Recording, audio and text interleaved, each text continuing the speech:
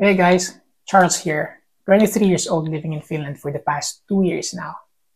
And if you're someone who's also looking for purpose in life, looking for meaning, wherever you are, you're the reason why I'm doing this.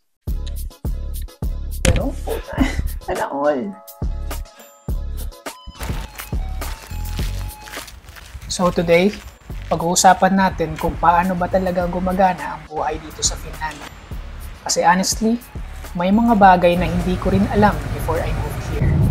And I hope makatulong to sa inyo kung nag-iisip din kayong lumipat or mag-move sa ibang bansa. How life works here in Finland. Number 1, work-life balance. Una, yung work-life balance dito. Grabe. Sanay tayo na parang laging may hustle, di ba? Dito, they really value your time. So after work, no questions asked.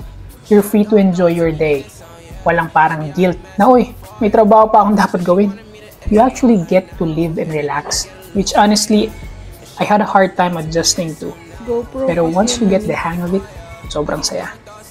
Number 2, social systems. Pangalawa, yung social systems dito, healthcare, social security, lahat yun super efficient. But, andito rin yung mga challenges, lalo na kung hindi ka sanay sa mga systems na ito. Kung dati sa Pilipinas, everything's more personal. Dito, medyo formal. Pero once you learn how to navigate it, it actually feels good na protected ka sa lahat ng aspeto. Number 3, cozy culture. Pero dito, it's all about comfort. Imaginein mo, parang the whole country is built for you to just chill. Sa mga cold days, you'll see everyone enjoying hot drinks and staying indoors. Sobrang iba sa busy, fast-paced life na sanay tayo. At first, medyo nakakapanibago pero eventually, it's a vibe that you'll love. Second point is what I wish I knew before moving here. Well, number 1, visa and work permit. Ito mga bagay na to siguro for others but for me, I really prepared myself for this one. Ayusin mo na yun bago pa man dumating dito. Yung process kasi can take time, so if you're not ready, baka madelay ka sa plans mo. Number 2, pinaka-crucial to. Learn basic Finnish. Hindi ko naman sinasabing maging fluent ka agad. Pero kahit yung basic na greetings, it helps. People really appreciate it when you try kahit na hindi ka perfect. Kung mas open ka sa language, mas madali kang makakapasok sa community nila. Like, moe, terve, itos, anteeksi, something like that. Number 3, building a local network.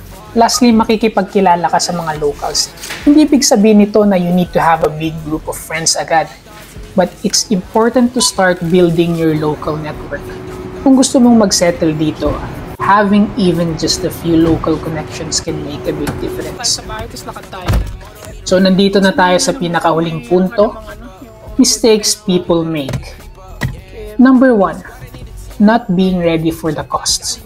Now, mga mistakes na nagawa ko and I'm sure marami ring makaka-relate dito, hindi ka dapat mag-move abroad nang hindi ready sa mga gastos. I'm talking about living expenses, groceries, insurance. You have to have a solid budget plan. Hindi kasi cheap dito, so make sure may financial cushion ka bago ka mag-move. Number 2, expecting easy friendships. Well, second mistake, expecting na madali lang makipagkaibigan. No. Yung mga tao dito medyo reserved. So don't expect agad na magiging super close friends kayo after one meetup. But once you make an effort, they'll open up. It's just that it takes time. And lastly, mga kaibigan, number 3, underestimating the winter. Hindi ko akalain kung gaano kabigat yung winter dito. Hindi lang sobrang lamig, kundi yung darkness. May mga araw na parang from 3 p.m. madilim na. Yung epekto ng cold and dark na for 6 to 8 months. Seryoso talaga. Uy, yung groceries natin.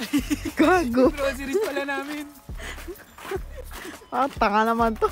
Aesthetic eh. Aesthetic ang potek. Buisit. So if you're thinking of moving here, Mabaliw ka na naman. prepare for that mentally and physically. Tala ka ng maraming layers na at invest in a good light therapy lamp.